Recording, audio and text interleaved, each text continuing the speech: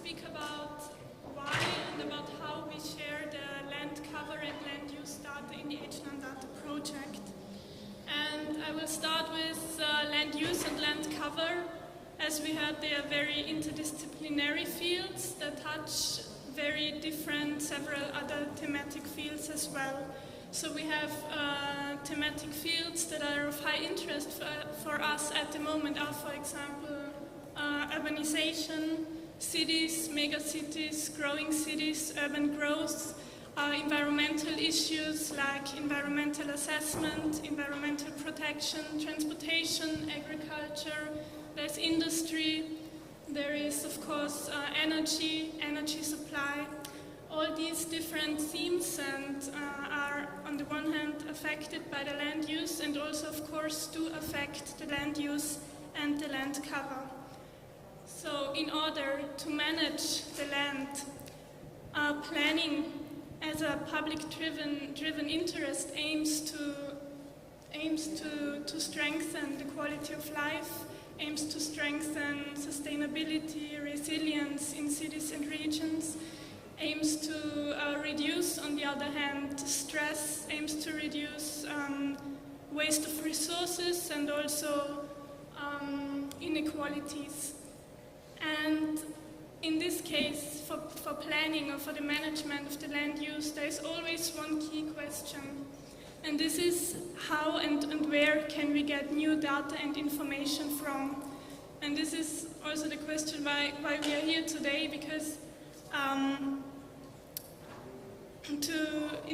especially in the last years, there have been these developments of spatial data infrastructures and spatial information systems. So there has already been done many efforts on harmonizing data and on sharing data. And within the HLandData project, we developed the HLandData geoportal that provides the technical infrastructure for the project partners to share the data, and the geoportal gives access to this harmonized land use and land cover data. So here you can see, you can add all the, I will just focus now on some different functionalities of the geoportal.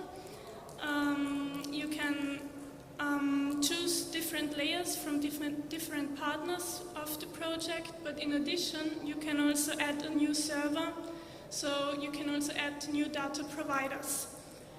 The big advantage that you have of the harmonized data, of the integrated data, is that you can take the data from different countries, from different regions, you can take several data sets and you can present all this data in one map. So we have here one common legend for all the different data. So we have here the Czech Republic and Slovakia. The data is harmonized, so we can present it in one map. So planners can use the data for analyzing, making network analysis, spatial analysis. They can model, and they can especially monitor the land development. But the following presentations and the pilots, they will focus more on concrete applications for the land use and land cover data. Next functionality is when you zoom in and you want to know a specific, some specific information about one map object, you can simply click on it, get the feature information, and in this case it will show you that this piece of land, it's green urban areas.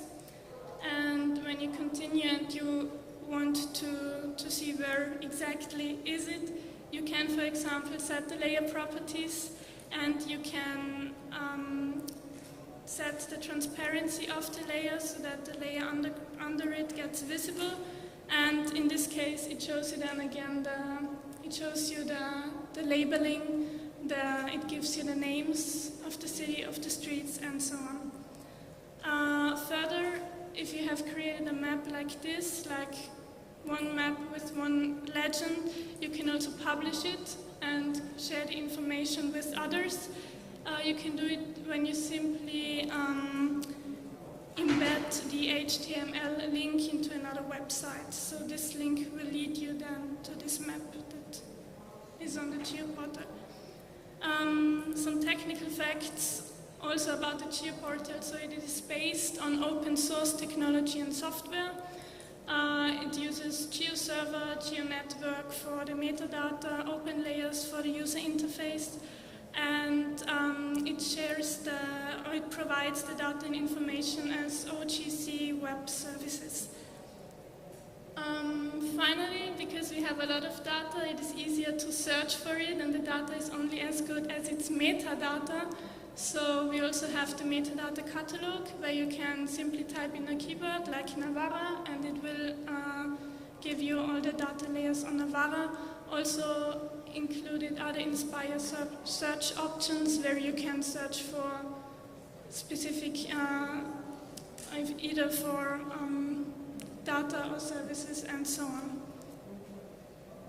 Yeah, I will come to an end. So as we had at the very beginning, planning deals with many different themes, is very integrated, and the world is very complex and dynamic.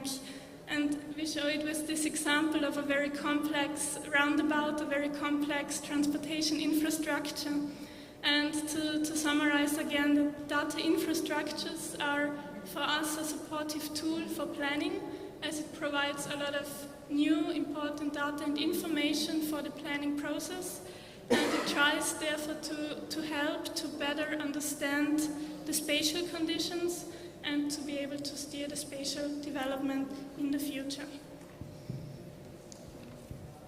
Thank you very much, Julia.